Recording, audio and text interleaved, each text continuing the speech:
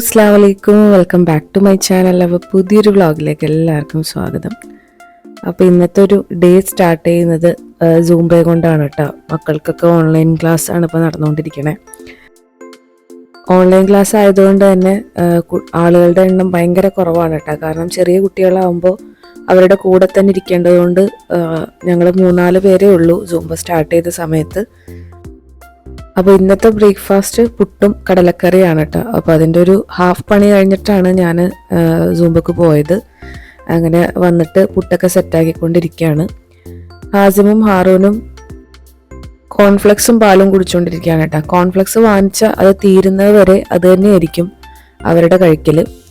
അപ്പോൾ ഇവരുടെ ബ്രേക്ക് വരുന്നത് ഒരു 9:20 to 9:40 ആ ഒരു സമയത്താണ് ഫസ്റ്റ് ബ്രേക്ക് വരുന്നത്. അങ്ങനെ അവർ ഫുഡൊക്കെ കഴിച്ചു എഗെയിൻ ക്ലാസ്സിലേക്ക് പോയി. ഞാൻ രാവിലെ 2 മുട്ട നിർബന്ധമായിട്ടും കഴിക്കാറുണ്ട് കേട്ടോ. ഒന്നെങ്കിൽ ബുൾസൈ ആയിരിക്കും, അല്ലെങ്കിൽ ഓംലേറ്റ്.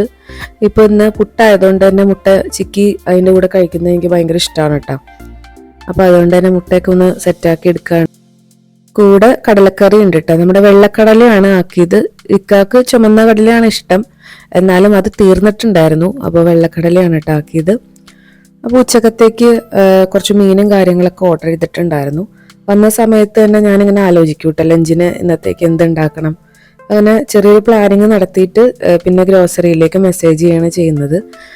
കുറച്ചെങ്കിലും ചാൻസ് ഉണ്ടെങ്കിൽ ഞാൻ നേരിട്ട് പോയി വാങ്ങിക്കും. പറ്റാത്ത ദിവസങ്ങളാണെങ്കിൽ ഓർഡർ കൊടുക്കും. അങ്ങനെയാണ് കേട്ടോ ചെയ്യാറ്. അപ്പോൾ ചെറിയുള്ളിയൊക്കെ തീർന്നിട്ടുണ്ടായിരുന്നു. നല്ല വലിയ പിലോപ്പി കിട്ടിയിട്ടോ. അപ്പോൾ അത് എന്തായാലും ഫ്രൈ ചെയ്യാമെന്ന് വിചാരിച്ച് വാങ്ങി. പിന്നെ ആ കാണുന്ന മാങ്ങ നാട്ടിൽ നിന്ന് കൊണ്ടുവന്നതാണ് കേട്ടോ. അതിന് വലിയ വികാരമൊന്നുമില്ല. എനിക്ക് ഫ്രണ്ട്സിനൊക്കെ കൊടുക്കാമെന്ന് വിചാരിച്ചു. പക്ഷെ അതിന് മധുരമോ പുളിയോ ഒന്നും ഇല്ലാത്തൊരു മാങ്ങയാണ്. അപ്പോൾ ഞാൻ വിചാരിച്ചു അത് പുളിശ്ശേരി ആക്കാമെന്ന് വിചാരിച്ചു. അപ്പോൾ കോവിലകത്തെ മാമ്പഴ പുളിശ്ശേരി വെക്കാമെന്ന് വിചാരിച്ചിട്ട് ഒരുപാട് നാളായി അത് വെച്ചിട്ട്. ഒരു സമയത്ത് ഭയങ്കര ട്രെൻഡിങ് ആയിരുന്നു കേട്ടോ. നെയ്യിലൊക്കെയാണ് അത് ആക്കിയെടുക്കുന്നത്. അപ്പോൾ അതും പിന്നെ കുറച്ച് മീൻകറി ഉണ്ടാക്കുന്നുണ്ട്. നല്ല കേര ഇട്ടിട്ടുണ്ടായിരുന്നു. പിന്നെ തോരന് വേണ്ടിയിട്ട് ചീര വാങ്ങിയിട്ടുണ്ടായിരുന്നു കേട്ടോ. അപ്പോൾ എന്തായാലും പണികളൊക്കെ ആരംഭിക്കാമെന്ന് വിചാരിച്ചു. കേര മാങ്ങയിട്ടാണ് കേട്ടോ കറി വെക്കുന്നത്. കേര ഇതുവരെ ഞാൻ മാങ്ങയിട്ട് വെച്ചിട്ടില്ല. പിന്നെ മാങ്ങ ഉണ്ടെങ്കിൽ ഹംദാന് ഭയങ്കര ഇഷ്ടമാണ് മീൻകറി. ഒന്നും പറയാതെ തന്നെ കൂട്ടിക്കോളും. അപ്പോൾ അതുകൊണ്ടാണ് കേട്ടോ ഞാൻ എപ്പോഴും പച്ചമാങ്ങ വാങ്ങുന്നത്. അപ്പോൾ ഇത് ഒരു ഷെഫ് പിള്ളയുടെ റെസിപ്പിയാണ്. നമ്മുടെ ചെറിയുള്ളിയും പച്ചമുളകും ഇഞ്ചിയും പൊടികളൊക്കെ ഇട്ടിട്ട് വെള്ളം ഒഴിച്ച് നന്നായിട്ട് തിരുമ്മി അത് അടുപ്പത്തേക്ക് വെച്ചിട്ട് തിളപ്പിക്കുകയാണ് കേട്ടോ ചെയ്യുന്നത്. അപ്പോൾ മാങ്ങ ഇടുന്നതുകൊണ്ട് തന്നെ പുളി ഇടേണ്ട ആവശ്യമില്ലല്ലോ. അപ്പോൾ നന്നായിട്ട് തിളച്ച് വരുന്ന സമയത്ത് മീനും മാങ്ങയൊക്കെ ഒരുമിച്ച് ഇട്ട് കൊടുക്കും. എന്നിട്ട് ലാസ്റ്റ് കട്ടി തേങ്ങാപ്പാൽ ഒഴിച്ചു കൊടുക്കും കേട്ടോ. അപ്പോൾ കേരയിലും മാങ്ങ ഇട്ടിട്ടുണ്ടെങ്കിൽ എന്താവും എന്നൊക്കെ വിചാരിച്ചു. പക്ഷേ കുഴപ്പമൊന്നുമില്ല, മാങ്ങയല്ലേ എന്തൊക്കെയായാലും. നല്ല ടേസ്റ്റ് ഉണ്ടായിരുന്നു. ഒഴിക്കാനായിട്ട് ഞാൻ പിലോപ്പിയാണ് വാങ്ങിയത്. അത്യാവശ്യം വലിയ മീനാണ് കേട്ടോ. അപ്പോൾ ഒരെണ്ണം മാത്രം ഫ്രൈ ചെയ്താൽ മതിയാവും ഉച്ചക്കലത്തേക്ക്. രാത്രിയിലത്തേക്ക് അടുത്തത് എടുക്കാമെന്ന് വിചാരിച്ചിട്ടാണ്. കാരണം ഒരെണ്ണം തന്നെ അത്യാവശ്യം എല്ലാവർക്കും കൂട്ടി കഴിക്കാനുണ്ട്. അപ്പോൾ രണ്ടും നന്നായിട്ട് മസാലയൊക്കെ തേച്ച് ഫ്രിഡ്ജിലേക്ക് വെക്കാനായിട്ടാണ് ചെയ്തത്. അങ്ങനെ മീൻകറിയും വെച്ചു. ചോറും ഫ്രൈ ഒക്കെ ആയി കഴിഞ്ഞപ്പോൾ ബാക്കിയുള്ള പണികൾ എടുക്കാൻ വേണ്ടിയിട്ട് എനിക്ക് സമയം കിട്ടിയില്ല കേട്ടോ. കാരണം എല്ലാ ദിവസവും എനിക്ക് അത്യാവശ്യം വീട്ടിൽ ക്ലീനിങ് ഉണ്ടാവും. ഡെയിലി വീട് തുടച്ചിട്ടില്ലെങ്കിൽ നല്ല അഴുക്കായിരിക്കും കേട്ടോ. കാരണം പിള്ളേരൊന്നാമത് എല്ലാവരും വീട്ടിൽ തന്നെയാണ്. അപ്പോൾ അത്യാവശ്യം ക്ലീനിങ്ങും കാര്യങ്ങളും ഉള്ളതുകൊണ്ട് തന്നെ പുളിശ്ശേരിയൊക്കെ വൈകുന്നേരം വെക്കാമെന്നുള്ളൊരു പ്ലാനിങ്ങിലായിട്ടാണ്. ഇക്ക എന്തായാലും ഉച്ചയ്ക്ക് ഉണ്ടാവില്ല. അപ്പോൾ വൈകുന്നേരത്തേക്ക് മതിയല്ലോ എന്ന് വിചാരിച്ചിട്ട് അങ്ങനെ മടി പിടിക്കുകയാണ് ചെയ്തത്. അപ്പോൾ അതിൻ്റെയൊക്കെ പരിപാടികൾ വൈകുന്നേരം സ്റ്റാർട്ട് ചെയ്യാമെന്നാണ് കേട്ടോ വിചാരിക്കണേ.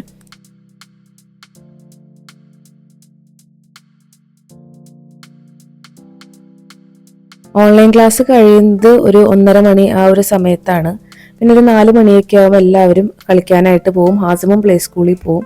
പിന്നെ എല്ലാവരും തിരിച്ച് വരുന്നത് ഒരു 7 മണി സമയത്താണ് കേട്ടോ. അപ്പോൾ രാത്രി ആകുമ്പോൾ ഇപ്പോൾ ഒരു കോൾഡ് കോഫി കുടിക്കുന്നൊരു ശീലമുണ്ട് എല്ലാവർക്കും. ഹംദാൻ കരാട്ടെ കഴിഞ്ഞ് ഇതുവരെ എത്തിയിട്ടില്ല. അപ്പോൾ ഹാറൂൻ ഓതിക്കൊണ്ടിരിക്കുകയാണ് കേട്ടോ. അപ്പോൾ രണ്ടുപേർക്കും കുറച്ച് കോൾഡ് കോഫിയൊക്കെ കൊടുത്തു. അത് കഴിഞ്ഞിട്ടുണ്ടെങ്കിൽ ആസിം അവിടെയൊക്കെ കളിച്ച് നടന്നോളും. അപ്പോൾ എന്തായാലും പുളിശ്ശേരി വെക്കാനുള്ള പരിപാടിയിലാണ്. അല്ലെങ്കിൽ മാങ്ങ വെറുതെ വേസ്റ്റായി പോവും. കട്ട് ചെയ്തിട്ടൊന്നും പിള്ളേർക്ക് വലിയ ഇഷ്ടമായില്ല കേട്ടോ. ആദ്യത്തെ ദിവസം 1-2 ഒക്കെ കഴിച്ചു. അതിന് ചെറിയ രീതിയിൽ മധുരം ഉണ്ടായിരുന്നു. ബാക്കി ഒന്നിനും അങ്ങനെ മധുരം തോന്നുന്നില്ല കേട്ടോ. അപ്പോൾ എന്തായാലും കറി വെച്ചിട്ടുണ്ടെങ്കിൽ ഇവിടെ എല്ലാവർക്കും ഇഷ്ടമാണ്. ഹാറൂന് ഒഴികെ എല്ലാവർക്കും ഇഷ്ടമാണ്. ഈ ഒരു റെസിപ്പി ഞാൻ ഒരുപാട് തവണ ഷെയർ ചെയ്തിട്ടുള്ളതാണ്, എന്നാലും ഒന്നുകൂടി പറയാം. മാങ്ങ എല്ലാം തൊണ്ടൊക്കെ കളഞ്ഞ് വെള്ളവും ശർക്കരയും ഉപ്പൊക്കെ ഇട്ട് നന്നായിട്ടൊന്ന് വേവിച്ചെടുക്കാം കേട്ടോ. ഈ മാങ്ങയുടെ സൈസ് കുറച്ച് അധികം വലിപ്പമുണ്ട്. ചെറിയ മാങ്ങയാണെങ്കിൽ നന്നായിട്ട് വെന്തുടയുന്നത് വരെ നമുക്ക് വേവിച്ചെടുക്കാം. എന്നിട്ട് അതിലേക്ക് തേങ്ങയും മഞ്ഞൾപ്പൊടിയും മുളക് പൊടിയും തൈരും നല്ല മഷി പോലെ അരച്ചെടുക്കണം. അതിലേക്ക് ഉള്ളിയോ ഇഞ്ചിയോ പച്ചമുളകോ ഒന്നും ആഡ് ചെയ്യരുത്. എന്നിട്ട് അതിലേക്ക് ചേർത്ത് നന്നായിട്ട് തിളപ്പിച്ചെടുക്കുക. ഇതിൻ്റെ ഇടയിൽ ഒരാൾ മുടി കെട്ടിക്കൊടുക്കാൻ പറഞ്ഞ് ബുഷൊക്കെ ആയിട്ട് വന്നിട്ടുണ്ട് കേട്ടോ. എനിക്ക് തോന്നുന്നു പ്ലേ സ്കൂളിൽ പെൺകുട്ടികളുടെയൊക്കെ തല കണ്ടിട്ടായിരിക്കും അതേപോലെ ആക്കി കൊടുക്കാൻ പറഞ്ഞ ഇടക്ക് വരുന്നുണ്ട്. ആള് നേരത്തെ അങ്ങനെയാണ് കേട്ടോ. എൻ്റെ ജ്വല്ലറീസ് ഒക്കെ കണ്ടിട്ടുണ്ടെങ്കിൽ വളയാണെങ്കിലും മാലയാണെങ്കിലും ഒക്കെ ഒന്ന് ട്രൈ ചെയ്ത് നോക്കാറുണ്ട്. ഇപ്പോൾ കാജലൊക്കെ കണ്ടിട്ടുണ്ടെങ്കിൽ കണ്ണെഴുതി കൊടുക്കാൻ പറഞ്ഞിട്ടൊക്കെ വരാറുണ്ട് കേട്ടോ. അപ്പോൾ ആള് ഇടയ്ക്ക് വന്നും പോയൊക്കെ ഇരിക്കുന്നുണ്ട്. വലിയ ടി വി കാണുന്നതിനോട് താല്പര്യമില്ല കേട്ടോ. അപ്പോൾ ഞാനും ഒരുപാട് പ്രൊമോട്ട് ചെയ്യാറില്ല. കുറച്ച് നേരമൊക്കെ കണ്ടിരുന്നു കഴിഞ്ഞാൽ ആള് തന്നെ ടി വി ഓഫ് ചെയ്തിട്ട് സൈക്കിൾ ഓട്ടി നടന്നോളും. വലിയ പ്രശ്നങ്ങളൊന്നുമില്ല. ഇനി ഇത് താളിച്ചെടുക്കേണ്ടത് നമ്മൾ നെയ്യിലാണ് കേട്ടോ. മാമ്പഴ പുളിശ്ശേരി താളിച്ചെടുക്കുന്നത് നെയ്യിലാണ്. കടുക്, ഉലുവ, വറ്റൽമുളക്, കറിവേപ്പിലയൊക്കെ താളിച്ച് അതിലേക്ക് ഒഴിച്ചിട്ടുണ്ട്. പിന്നെ ചീരയും സെറ്റാക്കിയിട്ടുണ്ടായിരുന്നില്ല. അപ്പോൾ അതിന് വെളിച്ചെണ്ണ ഒഴിച്ച് ചെറുതായിട്ട് ചോപ്പ് ചെയ്ത് ഗാർലിക് നന്നായിട്ട് വഴറ്റി അതേപോലെ സവാളയും പച്ചമുളകൊക്കെ ഇട്ട് അതിലേക്ക് ചീര ഇട്ട് കൊടുക്കുകയാണ് കേട്ടോ. അപ്പോൾ ആദ്യം തണ്ട് മാറ്റി വെച്ചിട്ടുണ്ടെങ്കിൽ ആദ്യം അത് ഇട്ട് കൊടുക്കുക. അതിന് കുറച്ച് വേവ് കൂടുതലായിരിക്കും.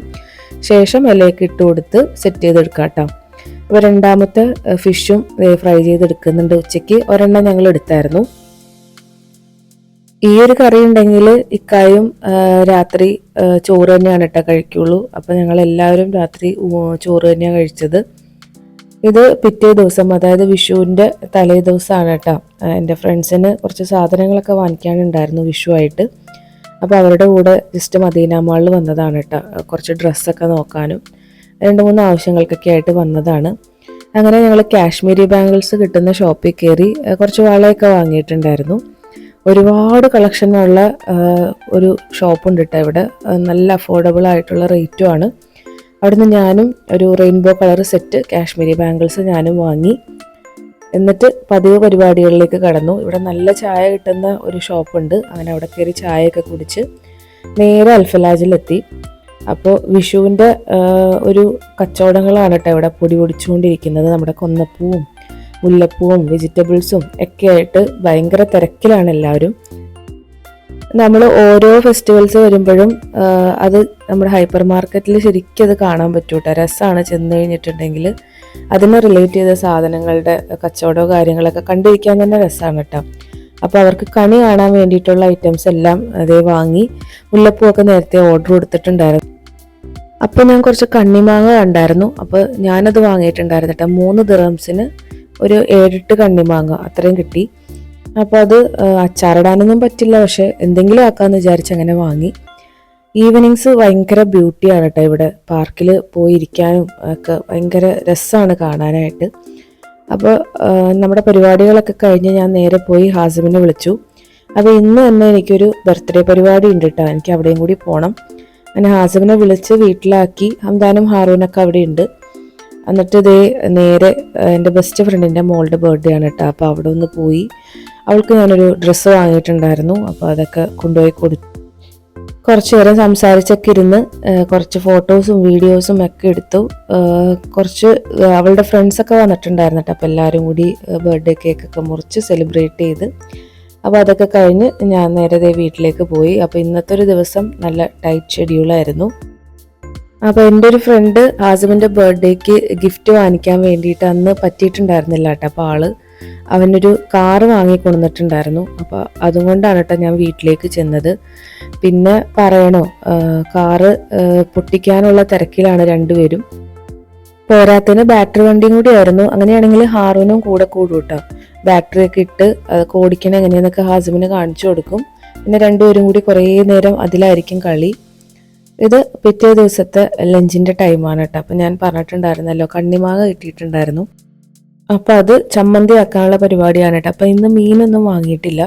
അപ്പോൾ ഉണക്കച്ചെമ്മീൻ നാട്ടിൽ നിന്ന് പോകുന്നത് കുറച്ചിരിപ്പുണ്ടായിരുന്നു കേട്ടോ. അപ്പോൾ അതും ഒരു പച്ചമാങ്ങയും കൂട്ടിയിട്ട് തേങ്ങ അരച്ച് കറി വെക്കാമെന്നാണ് കേട്ടോ വിചാരിച്ചത്.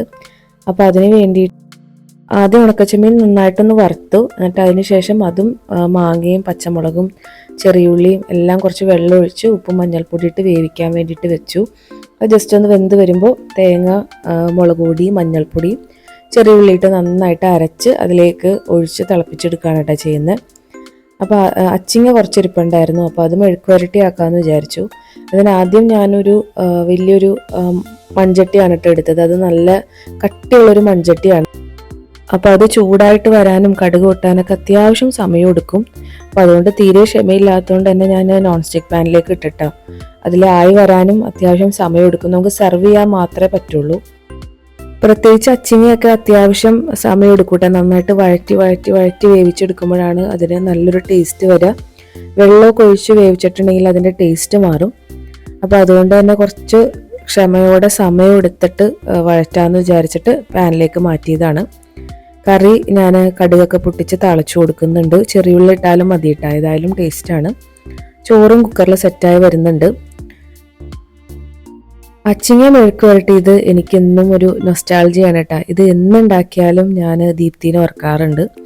അവള് 10th വരെ എൻ്റെ ബെസ്റ്റ് ഫ്രണ്ടായിരുന്നു. ഇപ്പോഴും കോണ്ടാക്റ്റും കാര്യങ്ങളൊക്കെ ഉണ്ട്. അപ്പോൾ 10th പഠിക്കുന്ന സമയത്ത് അവളെയും എൻ്റെ ബെസ്റ്റ് ഫ്രണ്ട്സ് 2 പേരാണ്. അവർ വേറെ ക്ലാസ്സിലേക്ക് ഷഫിൾ ചെയ്തിട്ട്, അപ്പോൾ അതുകൊണ്ട് ഞാൻ മാത്രം 10Aയിലും അവർ 10Cയിലും ആയി. അപ്പോൾ അതുകൊണ്ട് തന്നെ ലഞ്ച് കഴിക്കുന്ന സമയത്ത് ഒറ്റയ്ക്കായിരിക്കും കേട്ടോ ഞാനപ്പോൾ ലഞ്ച് ബോക്സ് ഒക്കെ ആയിട്ട് ഞാൻ നേരെ അവരുടെ ക്ലാസ്സിൽ പോകും. ഞങ്ങൾ ഒരുമിച്ച് അവിടെ ഇരുന്നാണ് ഫുഡ് കഴിക്കുക. അപ്പോൾ അന്നും ഞാനൊരു ഫുഡ് ഭ്രാന്തിയാണ്. പ്രത്യേകിച്ച് തോരനുകളോടും പച്ചക്കറികളോടൊക്കെ അത്യാവശ്യം ഒരു ഇഷ്ടക്കൂടുതലുണ്ട്. അപ്പോൾ അവൾ കൊണ്ടുവരുന്ന ആ ഒരു മെഴുക്ക് വരട്ടിയുടെ സ്വാദ് ഇപ്പോഴും ഉണ്ട് കേട്ടോ. ഞാൻ എപ്പോൾ അച്ചിങ്ങ ഉണ്ടാക്കുമ്പോഴും അവൾക്ക് വീഡിയോ അയച്ചു കൊടുക്കും. അവളത് അമ്മയ്ക്കും അയച്ചു കൊടുക്കാറുണ്ട്. ഞാൻ എങ്ങനെയൊക്കെ സമയമെടുത്ത് വഴറ്റിയാലും പിടിച്ചാലും ഒന്നും ആ ഒരു ടേസ്റ്റും ഇതൊന്നും കിട്ടാറില്ല കേട്ടോ. ഇനി അന്നത്തെ കാലഘട്ടത്തിൻ്റെയോ അല്ലെങ്കിൽ മെമ്മറീസിൻ്റെയോ ഒക്കെ ആണോ എന്നറിയില്ല, ആ ഒരു രുചി ഇന്നും വായിന്ന് പോയിട്ടില്ല. അങ്ങനെ അത് കുറച്ച് സമയം എടുക്കും. അപ്പോൾ ഞാൻ സിമ്മിലിട്ട് വഴറ്റിക്കൊണ്ടിരിക്കുകയാണ്. അപ്പോൾ നമ്മുടെ കണ്ണിമാങ്ങയുടെ കുരു കാര്യങ്ങളൊക്കെ കളഞ്ഞ് ഞാൻ മിക്സിയുടെ ജാറിലേക്ക് ഇട്ടിട്ടുണ്ട്. പിന്നെ ചെറിയുള്ളിയും പച്ചമുളകും കല്ലുപ്പൊക്കെ ഇട്ടിട്ട് ജസ്റ്റ് ഒന്ന് ഒതുക്കി എടുത്താൽ മതി. ലാസ്റ്റ് നല്ല പച്ച വെളിച്ചെണ്ണയും കൂടി ഒഴിച്ചെടുത്താൽ നല്ലൊരു ചമ്മന്തി റെഡിയായി. ഇനി ഒരു കറിയില്ലെങ്കിലും ഇവിടെ ഒരു ചമ്മന്തി ഉണ്ടെങ്കിൽ ഹംദാൻ വേറെ ഒന്നും ചോദിക്കില്ല കേട്ടോ. അല്ലെങ്കിൽ മീൻ പൊരിച്ചതില്ലേ, ചിക്കൻ ഇല്ലേ എന്നൊക്കെ ചോദിച്ചുകൊണ്ടിരിക്കും. അപ്പോൾ അതിന് വേണ്ടിയിട്ടാണ് ഞാൻ ഒരു ചമ്മന്തി അല്ലെങ്കിൽ മാങ്ങ എപ്പോഴും റെഡിയാക്കി വെക്കുന്നത്. നാട്ടിൽ പോകുമ്പോഴും എൻ്റെ ഉമ്മയൊക്കെ ആണെങ്കിലും മാങ്ങ എപ്പോഴും ഉപ്പിലിട്ടത് എടുത്ത് വെക്കൂട്ടാ. കാരണം ഹംദാൻ അത്രയും ഫേവറേറ്റ് ആണ്. ഞാനും ചെറുതിൽ അങ്ങനെയൊക്കെ തന്നെയായിരുന്നു. നല്ല പുളിയൻ മാങ്ങയും ചാമ്പക്കയും ജാതിക്കൊക്കെ കിട്ടിയിട്ടുണ്ടെങ്കിൽ അരിഞ്ഞ് ഉപ്പും മുളകും കൂട്ടി തിന്നാന്നുള്ളതാണ് അന്നത്തെ ഒരു നേരം പോക്കിട്ടാ. മദ്രസയിൽ പോകുമ്പോഴാണെങ്കിലും സ്കൂൾ വിട്ട് വന്നിട്ട് വാർക്കമോളിൽ കയറി ഇരുന്നിട്ടാണെങ്കിലും എനിക്കിത് തന്നെയായിരുന്നു പരിപാടി. ആ അതേ സ്വഭാവം കിട്ടിയേക്കുന്നത് ഹംദാനാണ്. അപ്പം അവന് വേണ്ടിയിട്ടാണ് ഞാൻ എപ്പോഴും ചമ്മന്തി എന്തെങ്കിലും റെഡിയാക്കി വെക്കണേ കേട്ടോ. അങ്ങനെ അതേ ഉച്ചക്കത്തെ ലഞ്ചൊക്കെ കഴിച്ചുകൊണ്ട് വാഴ കണ്ടുകൊണ്ടിരിക്കുകയാണ് കേട്ടോ. വാഴ 2 ഇറങ്ങുമ്പോൾ അതെന്തായാലും കാണണമെന്ന് വിചാരിച്ചിരിക്കുകയാണ്.